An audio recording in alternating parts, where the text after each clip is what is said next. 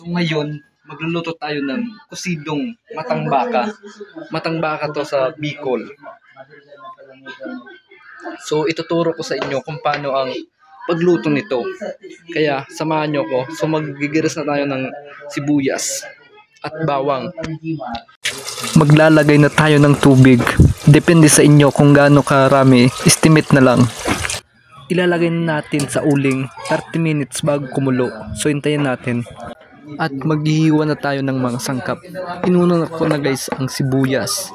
Naniniwa ko ng sakto para sa panglasa. So sibuyas guys ang pampalasa. Isa sa pampalasa. Yan kaya dapat hindi mawala ito. At sinunod ko na rin ang bawang. Bawang guys, napakasarap niyan. Dapat hindi rin ito mawala sa sangkap. Dahil isa ito sa nagbibigay ng lasa. So, hiwain na natin ng sakto lang. Yan, isang bawang guys. Hiniwa-hiwa ko na. Marami na guys. So, medyo makalat. Dahil kakabidyo lang natin. Naisipan kong ibidyo ang paghiwa nito. Kaya, pagpasensyaan nyo na ang natin, area. So, makalat. Susunod na lang guys, bawi tayo. So sinunod ko na ang okra. Yan, napakasarap nito pag sa mga sabaw. Masarap kainin. Hiniwa ko na guys. Yan, bali dalawang hiwa lang para mas hindi malaki kaagad. Para sakto sa bibig natin pag kinain. Yan, sinunod ko na yung kamatis na hindi dapat mawala dito sa pinakasangkap natin. Kamatis guys, napakasarap. Hiniwa ko niya ng 4. Yan, hiniwa ko na. Kung natitingnan nyo naman. Oops, medyo madul. Yan, pinaramin natin ang okra. Dahil marami dito sa amin. So ayun, 2 hiniwa ko. May ulo pa yung isa, hindi ko natignan. Yan, ito na naman, hiniwa ko na naman. Oops, nakita ko yung ulo. May ulo pa pala. Kala ko makakasama sa luto natin.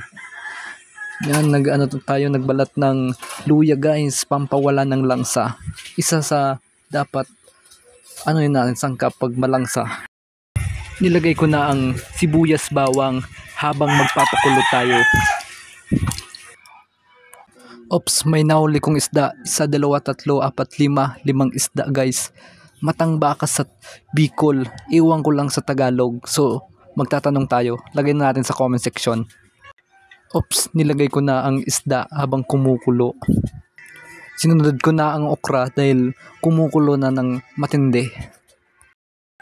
Yan, pag madali ko na ito inilalagay ang okra. At sinunod ko na ang kamatis.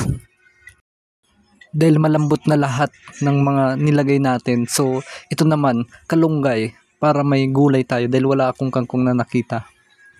At nilagyan ko na ng pampasarap. Iwan ko na lang sa inyo kung anong gusto nyong gamitin. Bahala kayo sa buhay nyo. Depende sa inyo guys kung anong gusto nyo. Ako kasi iba ang nilalagay ko.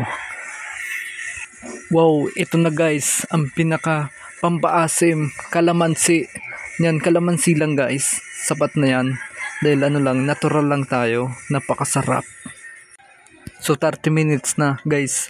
Luto na. Napakasarap. Yan. Kanin na lang ang kulang. Hanap na tayo ng kanin. Kung meron, kung wala, igop na lang sa sabaw. So ayun na guys, tinusok na ng tinidor. Ayun, ang lambot. Oh, sarap. Bago kayong mga subscribe na.